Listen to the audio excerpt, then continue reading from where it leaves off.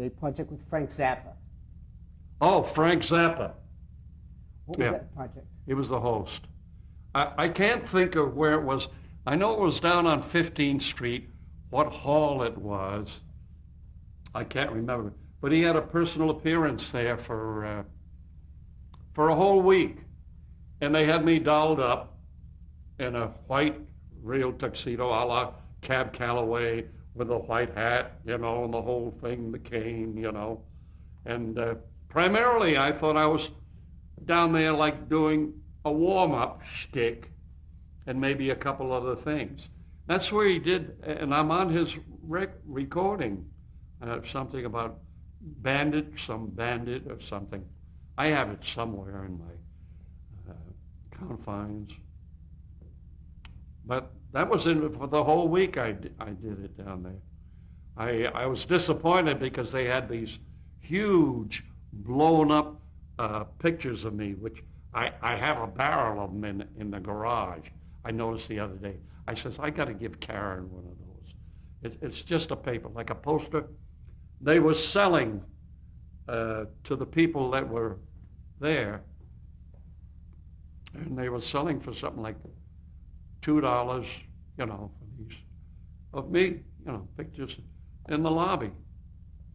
And I was just, God, I'm not that famous, So the last couple of days, like, buy one, get one free, Don Pardo poster, only $1.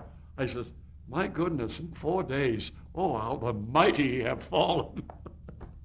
I remember that bit about the concert.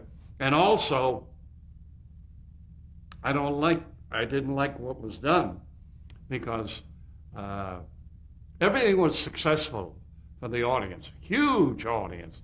Oh, what a concert. What a talent this man was. To think that he went out of the picture in the early 50s or whatever. What a talent. Oh. So it was the whole show was great. At the end, the last day, he said, I'd like you,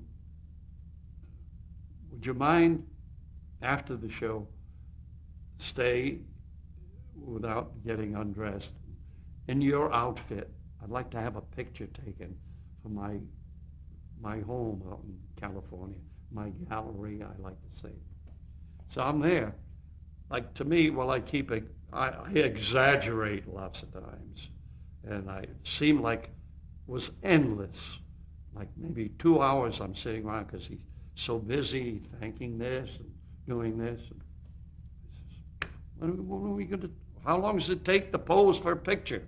He and me, So after the time we're wasting, I said, hey, I would like a picture of this too. Oh, they promised me a picture. I'm still waiting. And I met one of his daughters. I can't think of what her name is. One of the daughters. Moon Unit. Moon Unit? Could have been. So she came up on Saturday Night Live, about 5 years ago or so. I said, we got that picture of you down at the home. I said, they were going to send me a copy. Oh, so I give them my card, my address. I'm still waiting. I would have liked it. So I had that big outfit, and I do my warm-up, and I run up the aisle and run down the aisle. And a couple of times, because he had protection, he has big. They look like 8-foot type guards, protecting. And so they recaptured, because I'd run down the aisle, somebody would grab me, grab a hat off me, grab a cane, practically almost strip me as I'm running up and down. So I don't think I'm going to use that shtick anymore. So we stopped that. But he did retrieve the hat and the cane. I mean, he's big protection guy. So that was it. You also did a music video with Weird Al Yankovic. I Lost on Jeopardy. Music with what? Music video with Weird Al Yankovic. Oh, yeah, yeah, yeah. Describe He that. kind of dug me. I did one or two, what is it, around Easter time or on a float in Chicago, March, parade, St. Patrick's Day. I think St. Patrick's Day parade. Yeah, it had to be because they paint the water green or whatever it is out there, the canal, for the occasion. So we had these big floats, it was a big parade. I have a picture of me, and they have this big tabloid, Saturday Night Live's Don Pardo and all that stuff. I'm waving, and that's about it. And Weird Al Yankovic, he was there, and a few others. I don't think I'll go into detail what little gimmick they pulled on me, but I was sitting in a hot tub. No, I won't tell the story. They had a lady that came in. She came in, and I won't say what she was. I almost died. I have the picture. She was very lovely, very pretty, neatly attired. I think I'll clean it up by saying, no, I won't.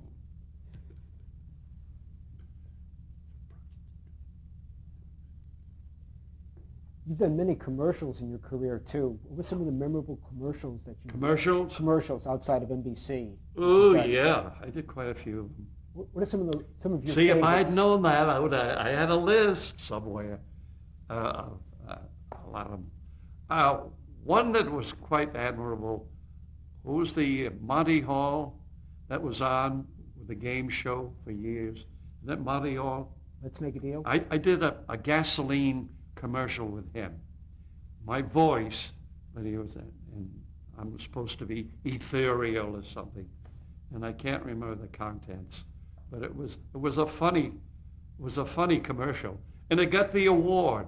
It started out in Texas, and it received an award, and they used it for a whole year. I know the money was fantastic for the whole year's contract, and then they used it for the following year.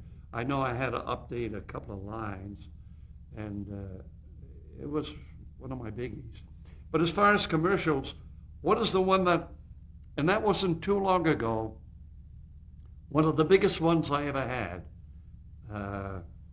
My agent called me up, and he said, got a commercial for you. I think there was like 6 words. And I can't even think who they are. It was some huge conglomerate, a big company. They wanted Don Pardo's voice. Like saying Standard Oil Company, the Pardo Oil Company or something like that. They wanted the name Pardo in it. So anyway, my agent called me up and he says, are you standing up? I said, yeah, why? He said, you may want to sit down. He says, you got one here for 6 words. You got to go on voiceover. Compete it. It says, you're getting $25,000. Gee, I used to do a lot of those things for $200, $500, So he says, you're getting $25,000. So I go and I do it. I walk in the studio, it's fantastic. So I think I'm giving the man the level, 6 words. I get into the booth, like a telephone booth. I was there in its entirety, the whole thing was 15 minutes I was out of the studio. So I get on mic and says, all right, give us a level, the engineer. So I take 6 words and I rattle them off. Figure, I'm just giving them a level,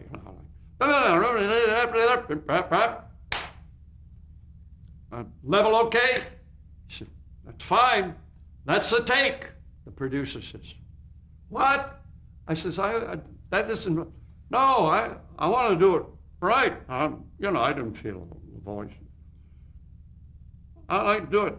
He says, that's what we want. It's a take. I'm exaggerating that it sounded funny, Probably sounded good. I was, giving him a good level. So he says, that's a take. So I said, no, I would like to do it with, real commercial type. If it makes you feel better, the producer from the agency says, go ahead, give it to us. So, this is a take. And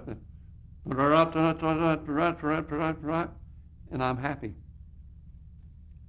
He says, that sounded pretty good, Don, but we're still taking the first take.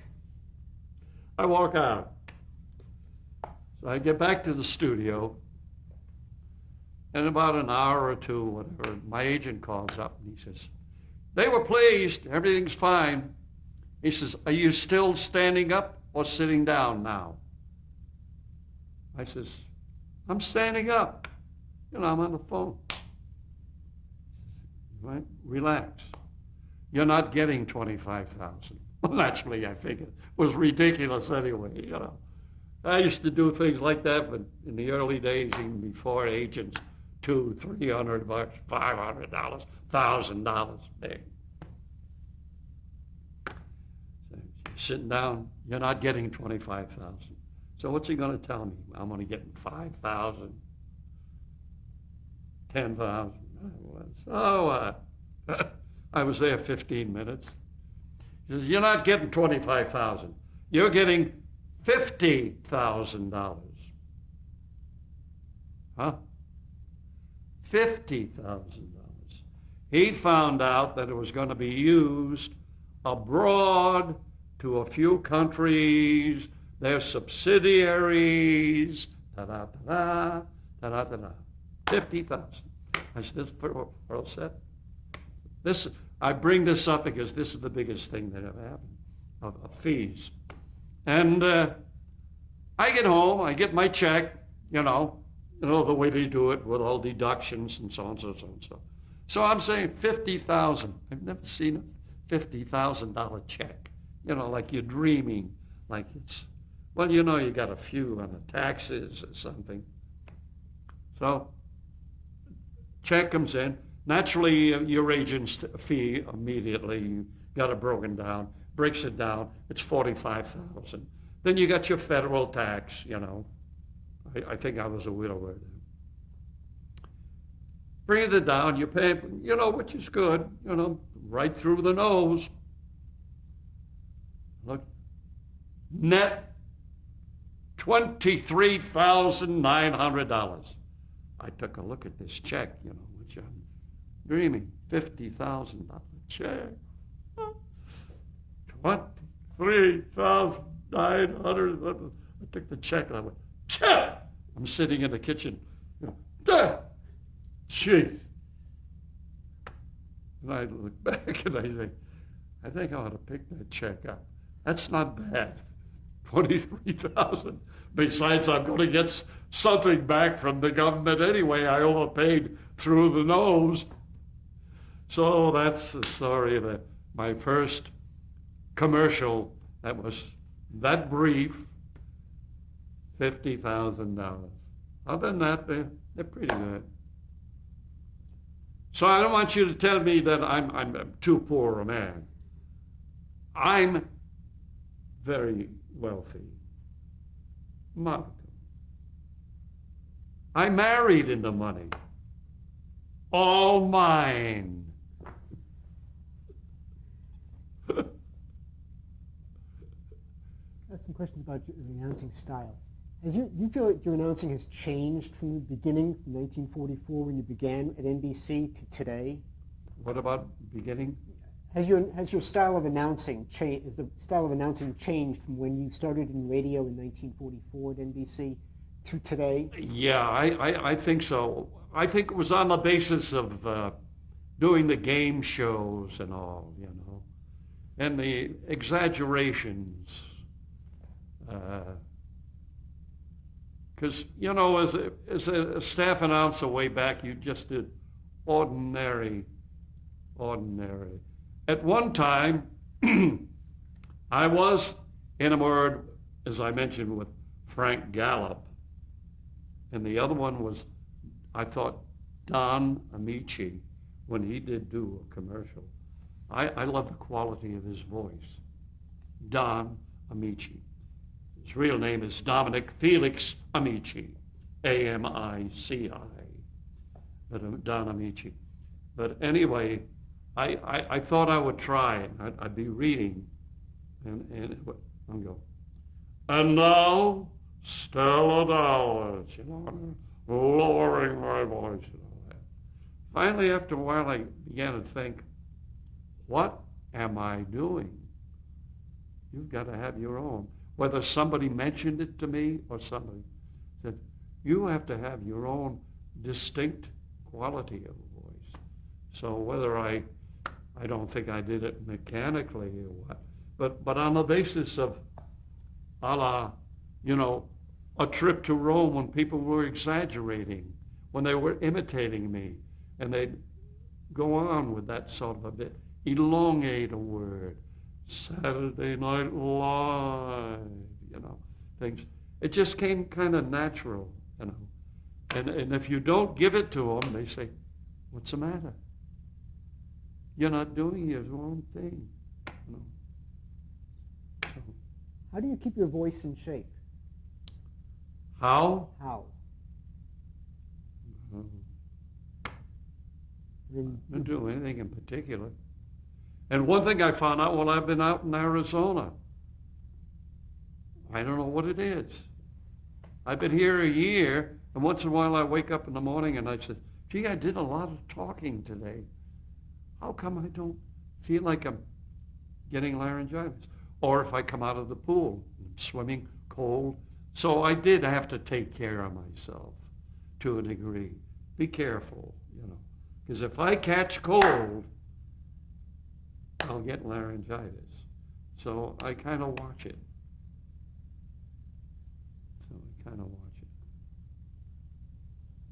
I have a question I've always wondered about. In the early days of radio, announcers used to put their hand over their ear. They cup their ear. Why did they do that?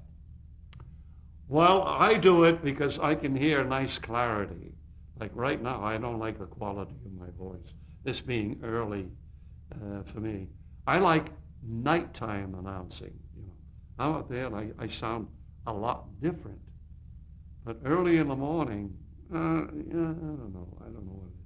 But you do, and for the longest time, I would do that. Oh, yeah. A-E-I-O-U. Oh, it's not quite clear. I'd get like metering, you know, saying, yeah, I like that tone. You sound rich, you know. As I say, I did love those kind of voices. I remember Don Amici. I thought I sounded like him for a long time. But then somebody says, you got to have your own voice. Don't try to sound like. There are imitators, and they're darn good. But I admire somebody like Darrell Hammond on Saturday Night Live now, 11 years. He is utterly fantastic. His Al Gore, Vice President Al Gore, who is a wonderful, I met him a couple of times. He is great. He is great. So you meet these people. Have you ever wanted to host Saturday Night Live yourself? No. If, like I did The Price is Right a couple of times, don't tell me that you're going to do the show tomorrow. But if I'm on a set like the time that Bill Cullen got ill quickly, and you're going on the air live, we're not pre-taping, we're going on the air live, and they say, because his stand-in, wonderful young guy, you know, Bill doesn't like to rehearse, or didn't, unless I misconstrue. The stand-in would come in and do it, and then give him the notes. Because Bill is so hip. I mean, he knows it all. I mean, just the stand-in would, in the rehearsal, it'd say, well, you're standing there, and you're standing there. So his stand-in, I think it was his personal stand-in, would tell him, you stand there, and the revolving stage comes by, and just gives him a slight briefing. And that Bill loves it that way. And it comes out perfect, just perfect, all the time. So the one time that I filled in, and then the other time was, I hope I'm not telling tales out of school, I think she had the cue cards when Arlene filled in for Bill once she was the host. And she couldn't see it, so I had to do that segment. Now, if you tell me that in 5 minutes, you're going to do this, I'll do it and it'll be fine. But if I have to dwell on it, I'll say, oh, well, now I should walk out this way, I should do this, I should do that, which is not good. In other words, bing, fast, you know. I like, it's the same thing like many times one of the vice presidents, and they have engineers or some other big wheels from around the world that come visiting the 30 Rockefeller Plaza. And sometimes you don't meet any celebrities. So this is how it is. One of the vice presidents see me go walking down the corridor. He says, you know, I'm meeting all the engineers from all the way around. And he says, could you come up on stage and just to say hello? We do it out of 8H. So, would you just step out there for about 2 or 3 or 4 minutes? Well, what do I know about these fellows? They're technicians, they're geniuses. What do I say to them? Oh, they'll get a thrill. Hey, that's the announcer from Saturday Night Live, and he works right on this same stage right now that he's talking to you and all that. Just go out there and just say hello to them. They'll feel like they met somebody. So that's how destitute he was, because sometimes you could say, hey, look at there's so-and-so, so-and-so, you know.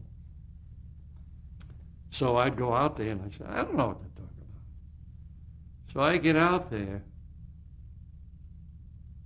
and all of a sudden, it is now, I'm out there for 12, 13 minutes, and the vice president has to walk out on stage. He says, it's time for you to leave. And I just go on and on and on and on and on. What are some of the recent projects you've been working on? Some of the recent things you've been doing to keep busy? Any projects? Mm-hmm. Saturday Night Live's been on hiatus now for a couple months. Oh, you mean this? I think it's just so. Well, I resigned completely last year, mm-hmm. And then because from staff announcing, I left. At 60 years and 6 months. I came there on the 15th of 1944, and December 31, 204. That's what it suits NBC for departure time and whatever their dates. So that was it. Other than that, I wanted to stay for as long as I was doing Saturday Night Live, which is a separate entity. It's a separate contract, although it's on NBC. So I got off staff at the year 2004 and December 30th. So I was out. So I gave my letter of resignation for that was the following year to Lorne Michaels personally, and said that I was retiring completely. I'll complete the season. So then when it came to the season of 205 last year, they pleaded with me, would you please come in for the first 4 shows? That's the first time in the history that we ever did 4 shows in a month. That was October of the last year. Yeah, last year. There were 4 Saturdays, October. And Lorne wanted me to come in and do the 4. Then they said, how about the next, could you come in and do the next 2? I says, no. I says, for what little I do now, just the opening and who's going to be the host next week, it's minimal now. At one point, I would introduce Saturday, the weekend update, and anything else here and there, this and that. Now, no, other cast members and whatnot. So I'm doing the basic 1 minute, 20-second opening. You know, it's elongated now, you know, with everybody featured and all. You do that.